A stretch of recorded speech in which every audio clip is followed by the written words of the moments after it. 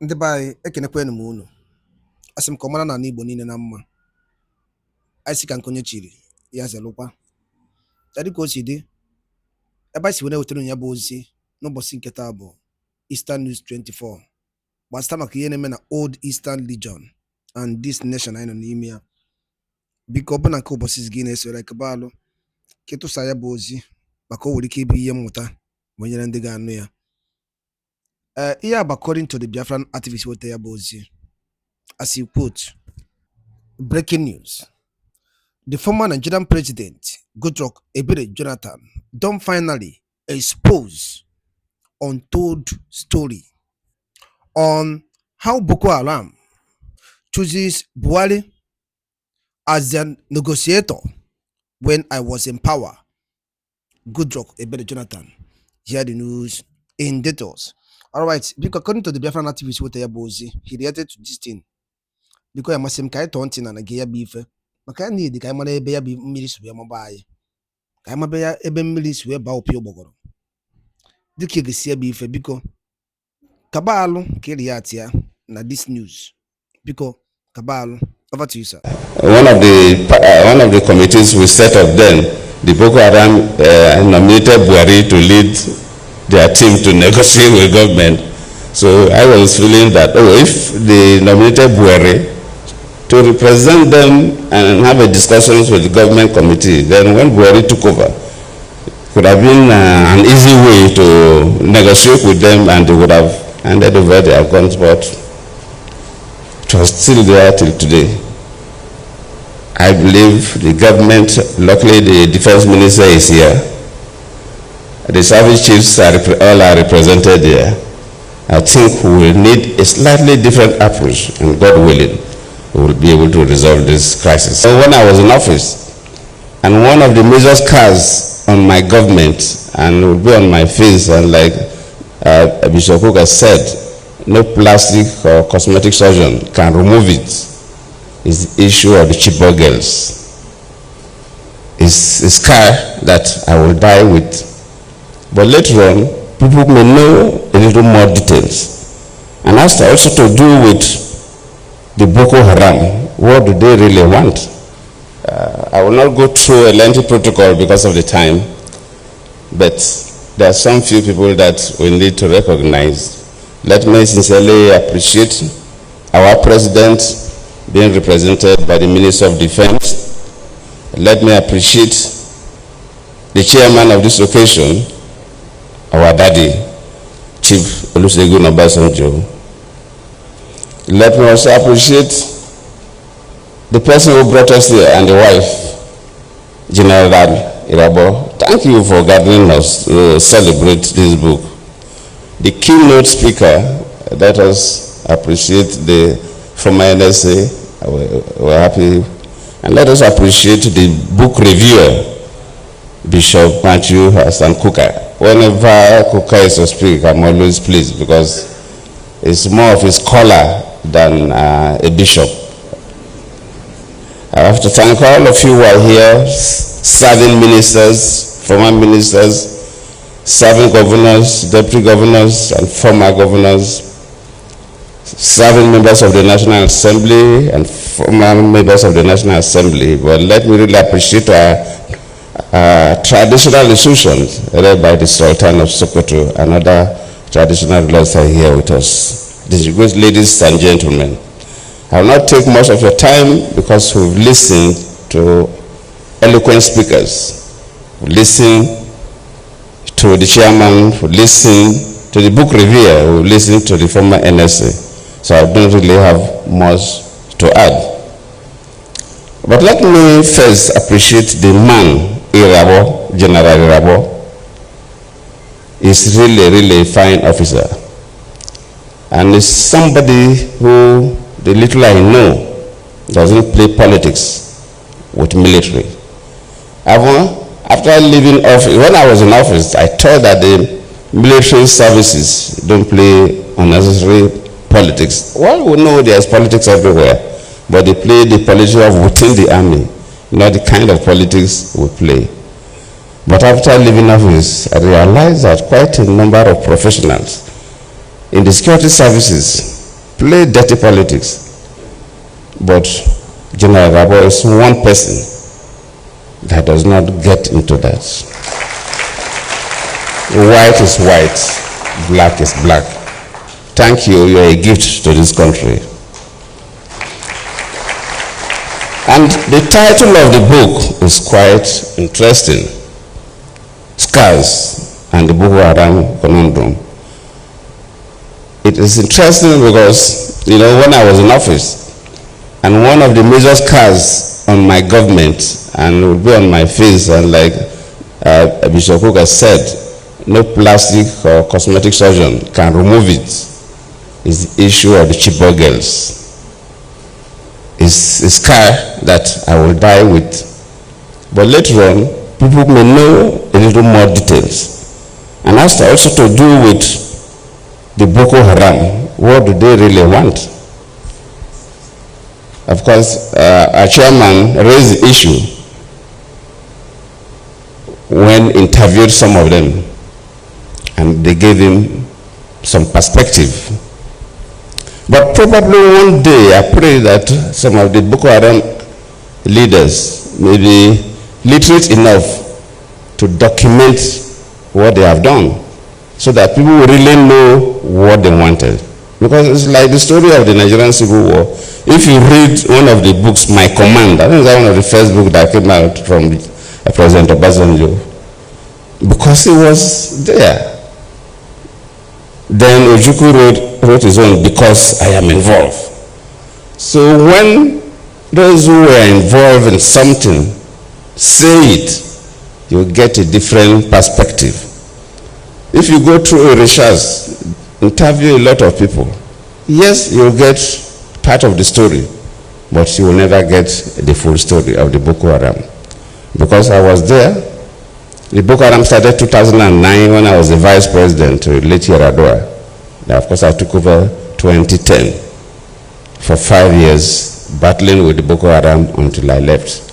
I thought that immediately I leave, within a reasonable time, late General Buhari was going to wipe them out, but till today, the Boko Haram is still there. So the issue of Boko Haram is a little more complex than sometimes we can conjecture. In 1999, when Obasanjo became a president, we had some issues in the Southwest. But government was able to bring it down because there was a clear focus, there was clear reason, and government was able to. Then we had issues in the Niger Delta. And when I became the vice president, one of the major things I did was to visit the most dangerous camp of the militants in the Niger Delta. I remember when we flew down to Warri, by the time we got to the waterfront to take boats to that camp, they sent information to us that anybody following me must not carry weapon. My ADC, my CSO, that nobody should carry a weapon. In fact, the Commissioner of Police of Delta State said, Vice President, no, you will not go there. The State Director of SSS to say, no, I will not go. I told them I will go. So even my officers, my ADC, my CSO and so on, they handed over their guns to the CP and the SDS of Delta State. And none of them carried weapon. When we landed at the camp, these boys lining up one this way, one road this way, with their assault rifles, just facing the bush, not even looking at my direction as if there was nothing happening. We marched through them, we passed through them, sorry. We had a meeting with their leaders and so on. We had spent almost 1 hour there.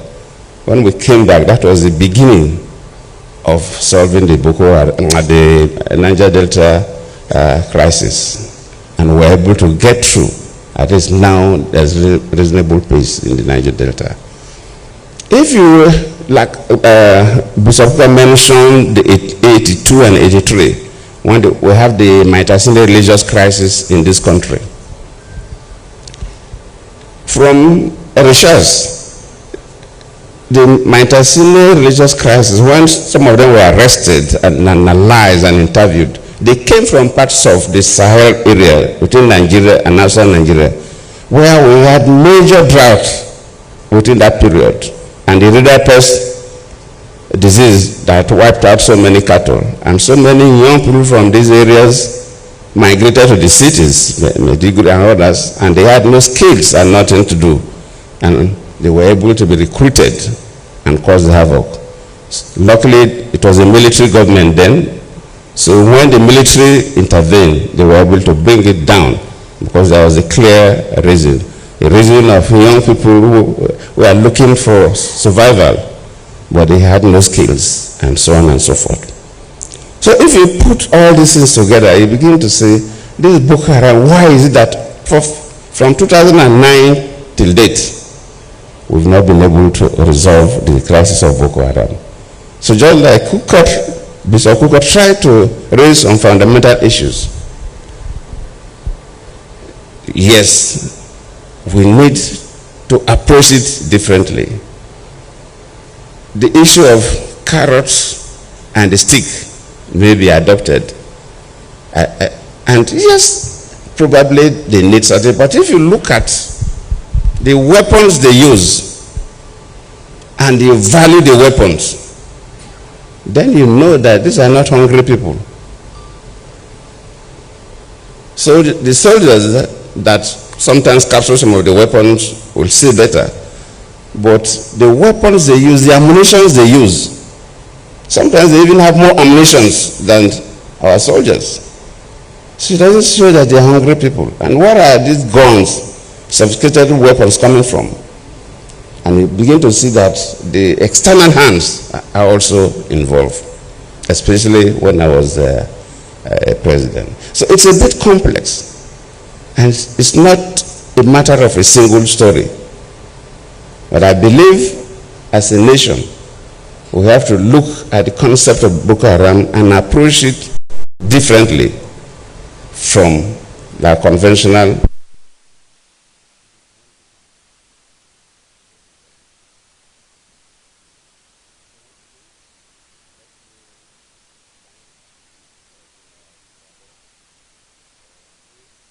I always appreciate people who clearly document events, so that maybe sometimes when we write our own, we'll borrow from the petition. And I believe that all the military officers who were involved in this Boko Haram saga should be able to give us information about what the Boko Haram stood for.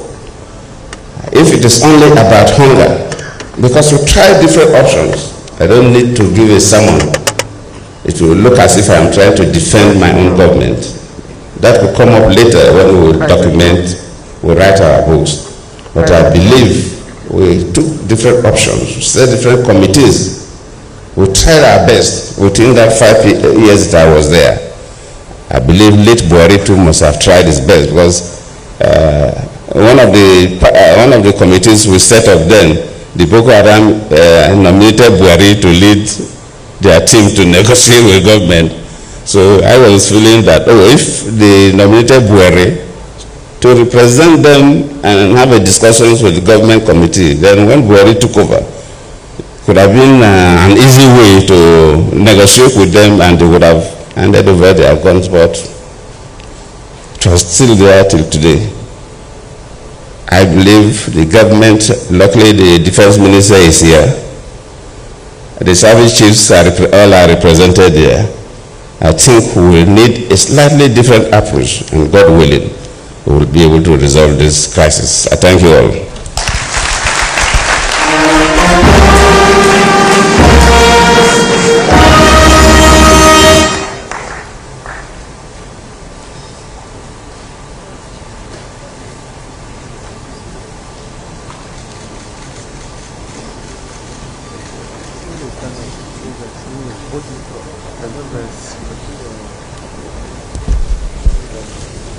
Excellency, the representative of the President of the Federal Republic of Nigeria, the Honorable Minister of Defense, invited guests, distinguished ladies and gentlemen, it's always an incredible honor. Ndị ba ngwadalo dị n'enu dịka unu si wee gee ya bụ ife wetelu n'ụbọchị uru tinketa. anyị ga-anapụ unu nri ya ya gbasata maka ebe ife ndị a niile ụmụnne wetara anyị gwa ifu nche n'udo nke unu ngwanụ ka emesịa na ụmụnne m